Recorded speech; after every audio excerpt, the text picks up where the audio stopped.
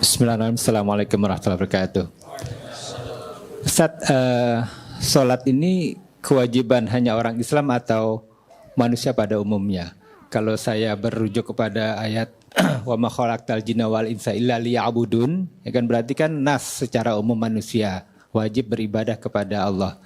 Kemudian ayat yang Ustaz sebut tadi, wa ma arsalnaka illa rahmatan lil alamin. Nabi Muhammad itu diutus rahmat kepada seluruh alam, bukan hanya kepada umat Islam.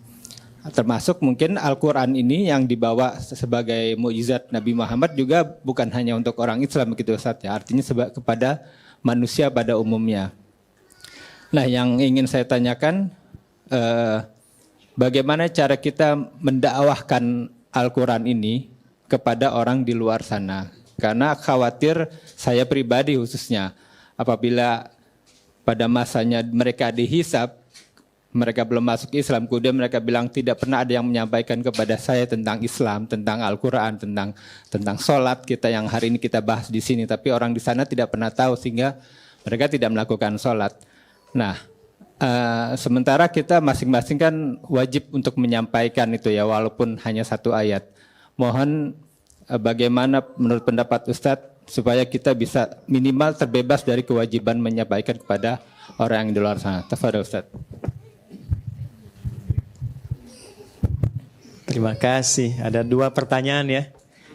Pertama terkait dengan sholat, apakah kewajiban yang mengikat bagi umat Islam saja atau mengikat bagi seluruh makhluk. Tadi Anda berdalil dengan menggunakan Quran surah 51 Adz-Dzariyat ayat 56, tapi saya sedikit mengoreksi. Wa ma khalaqtu, bukan khalaqta. Wa ma khalaqtul jinna wal insa illa liya'budun. Dan tidaklah aku ciptakan jin dan manusia itu. Di situ alif lamnya berfungsi istighraq. Istighraq itu maksudnya mencakup semua tanpa kecuali. Jadi artikannya segala, semua. Padanannya begini, alhamdulillahi rabbil alamin. Artikan segala puji. Kalau sudah segala, semua, kita jangan ikut di situ. Oke? Misal, Masya Allah, anaknya kok pintar sekali gitu, juara terus di sekolah. Lalu orang tuanya berkata, alhamdulillah, itu semua dari Allah. Nah, itu sudah sampai situ. Jangan ditambahin, ya memang sih saya juga sebagai ibunya malam juga saya bimbing. Nah, itu mengurangi kadarnya. Oke? Itu al. Nah, balik. Wa ma khalaqtul jinna wal insa, pakai alif lam. Jadi sebetulnya komitmen menuhankan Allah, beribadah kepadanya, itu komitmen semua manusia. Ya. Saya ulangi, komitmen semua manusia. Karena itu perjanjian pertama sebelum terlahir ke muka bumi, saat diberikan roh ke dalam jasadnya, komitmennya itu menuhankan Allah. Itu yang di Quran surah 7 ayat ke 172. Qalu bala syahidna. Makanya komen Nabi dari ayat itu, kullu mauludin yuladu alal fitrah. Setiap yang terlahir itu punya fitrah. Fitrah yang dimaksud di situ, fitrah kecenderungan menuhankan Allah. Kecenderungan menuhankan Allah, bahasa singkatnya disebut dengan din.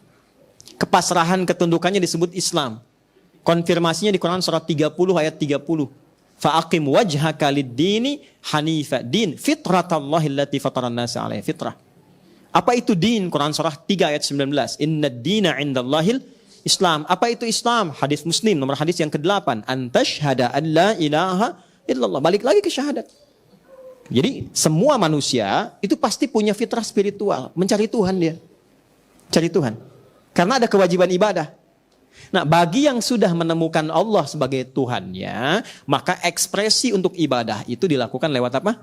Sholat. Itu yang dimaksud Quran surah ke-20 ayat ke-14. Ya, innani anallahu la ilaha illa ana fa'budni. Gimana caranya? Wa aqimis sholata lidzikri. Nah, jadi sholat itu gambaran dari ekspresi, ungkapan dari kebertuhanan kita kepada Allah. Ya. Makanya ketika orang Kristen misalnya, ya, orang Yahudi dan sebagainya, itu ketika mereka pun memahami dengan keyakinannya menyembah Tuhannya, gitu kan, atau yang dipertuhankan olehnya, itu ketika diterjemahkan ke bahasa Arab, sholat bahasanya. Bahasanya sholat. Ya, ketika diterjemahkan dalam bahasa Arab. Tapi kata Allah komennya apa? Liyuqarribu indana zulfa. Mereka mencari perantara supaya ingin menemukan aku. Maka disitulah tugas kita kemudian